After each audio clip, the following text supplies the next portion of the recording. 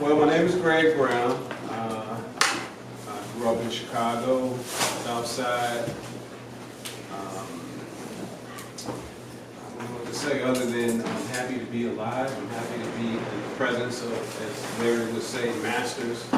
And I take that as meaning individuals who are interested in mastery of self, becoming the best version of you that God created you to be according to divine design. And as we talk about, what is the most powerful force in the universe, of course, it's love.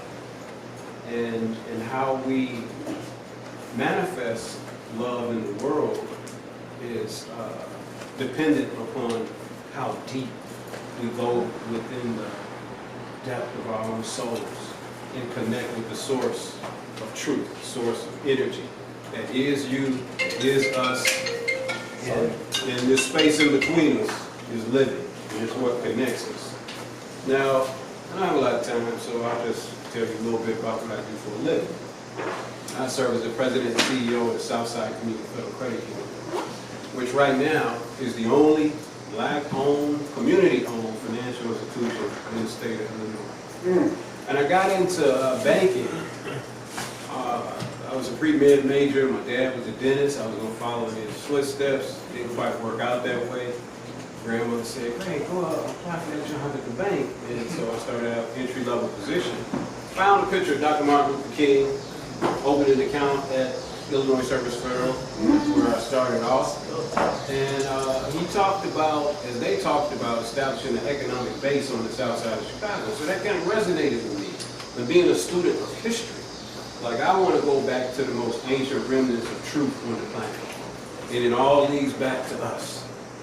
And so, like on the pyramids, it was said, know thyself, as a reminder to us in this day and age to do exactly what we're doing, to connect.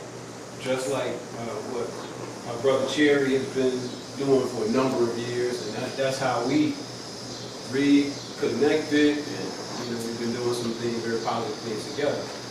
But it's not about money, because it's really, to me, about creation.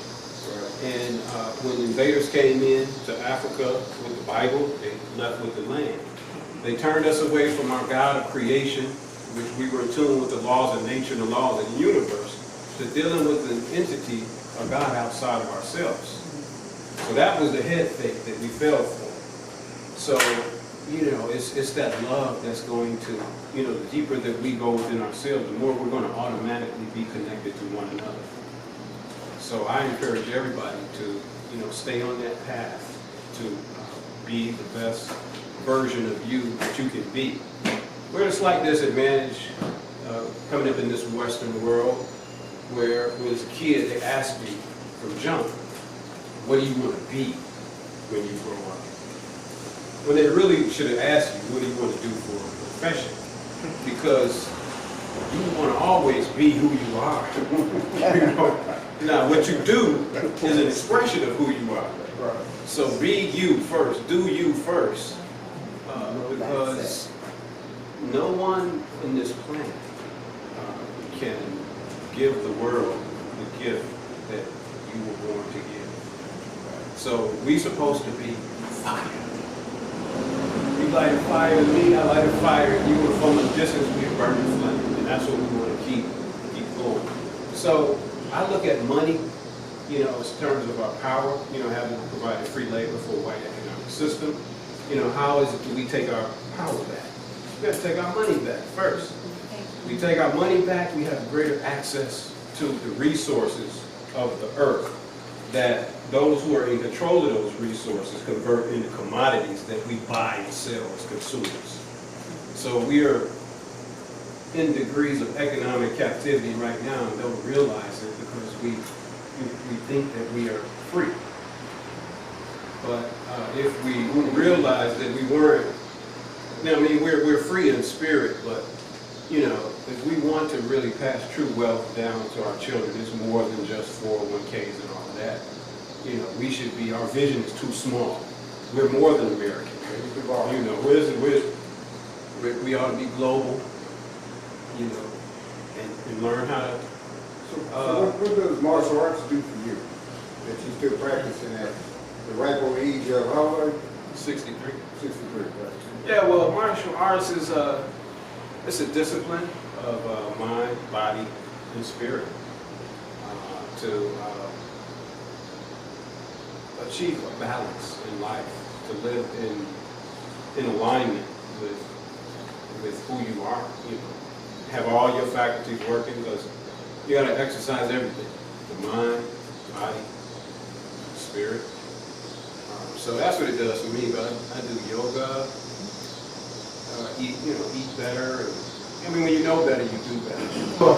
And so when we meditate, check this. If y'all do this with me, and what it is at 11:11 every day, just get off the grid for a second. And this is what we would do at work, and we ended up doing it, turning into a quiet, peaceful revolution within. So at that time, if you could imagine just going to the most sacred part of your being and resonate at your highest frequency, the highest frequency of love that you have within you, and feel the kingdom of heaven in your heart at that moment. We talk about transforming your cells, water. You know, water has memory. It's affected by your feelings, the vibrations. And it has, they did the study with the rice, 2 jars of rice. They labeled one love, labeled one hate. It's a Japanese scientist that did this. And when people would walk by, they would feel, oh, it's hate, it's love. So after a few weeks, the jar that was labeled hate turned brown, and the one that was labeled love remained white. It was the moisture in the molecules in the rice that kept it preserved. So our bodies, and Larry always tell you, when you say, keep your frequency high. Keep your frequency high. Keep your frequency high. Yeah, keep your frequency high. Yeah, raise your frequency. Yeah, and so that's something that you can do. We can all do that. There's no one that's stopping us from feeling good in the moment. But what happens is when we resonate in synchronicity with our feelings in that manner, resonating the most powerful force in the universe within you, we create an invisible peace wave. As it spreads, it goes all around the planet, transforming all the